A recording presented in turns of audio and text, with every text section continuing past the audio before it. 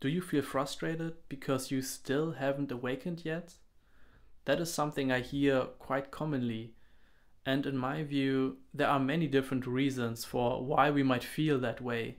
In this video, I want to explore two reasons in particular that cause this frustration of being unable to break through, feeling like you get it, but you somehow can't experience this awakening you're after.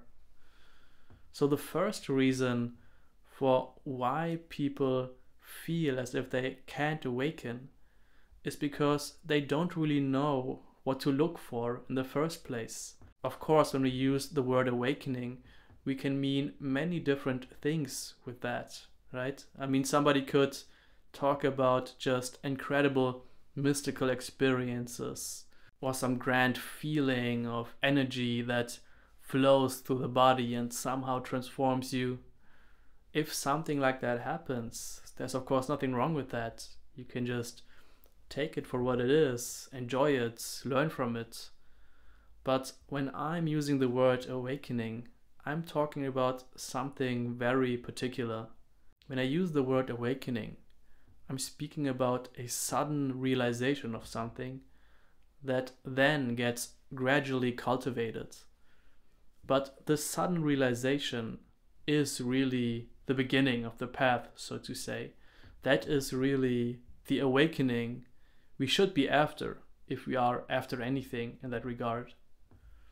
And what we are awakening to with this initial awakening is not something extraordinary, not something mystical, not some kind of incredible vision or transformation in the body.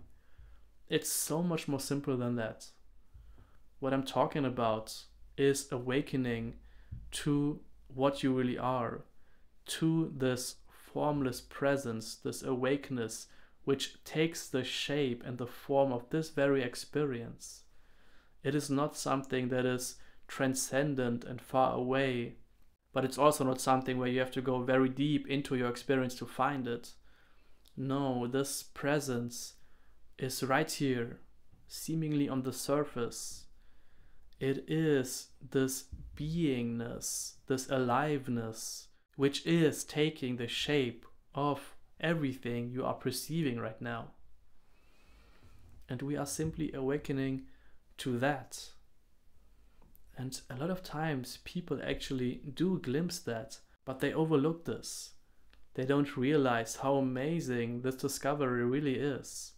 This presence, which I'm speaking about, is unbounded. It is centerless. It is awake. It is the necessary condition which even allows the entirety of your experience to be possible at all, right? Because if this awake presence wasn't here, none of your experience would be possible. So this is very much the ground of existence. But it can be quite subtle in a sense. And by that I don't mean that it's hard to find or that it's really easy to miss or anything like that. I mean it's subtle in the sense that it doesn't have an objective quality. It's not like pointing to some kind of object in the room where we can say it has this kind of shape and this kind of color. This presence is invisible in that sense, but nevertheless totally awake and alive. So it's obvious in the fact that something is of course here and present and awake, but it's also obvious in all the shapes that it takes.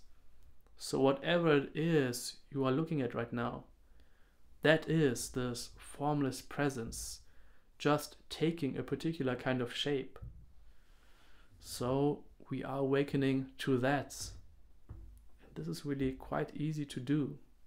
And of course you might wonder, well, how can I discover this presence? Sounds good, makes sense, but I actually want to experience it, right? Of course you do.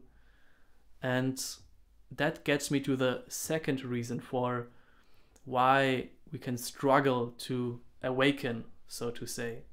The reason why we can't seem to discover this true nature of us is because we are looking for it with the mind. What do I mean by that?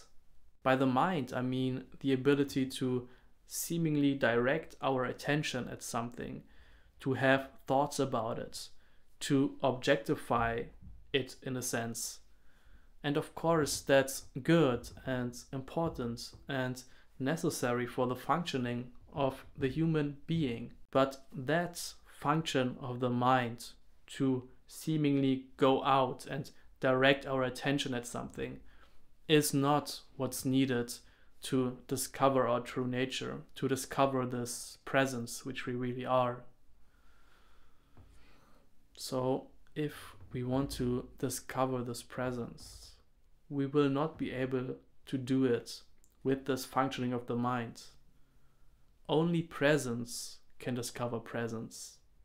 And it discovers itself not through this duality of subject and object. It's not the way in which we usually discover something about our experience. Presence knows itself just through its own being. It's a knowing by being. And this is why the instruction to turn attention around and find its source causes a lot of frustrations for people, because attention can't turn around and find its source.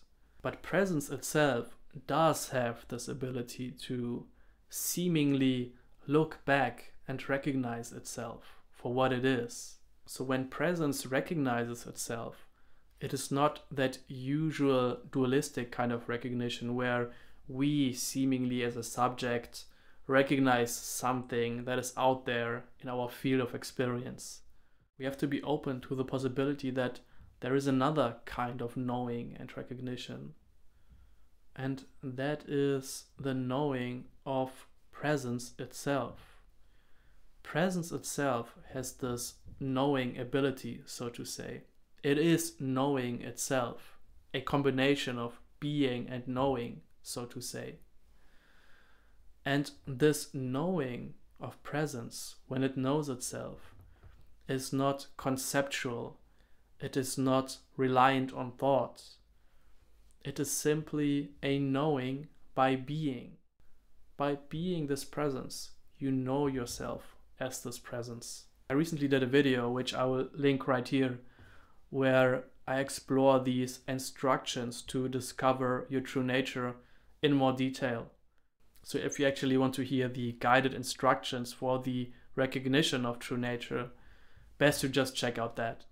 So there you go. Those are two big reasons for why we feel like we can't awaken. Let me know in the comments if anything about this still remains unclear for you.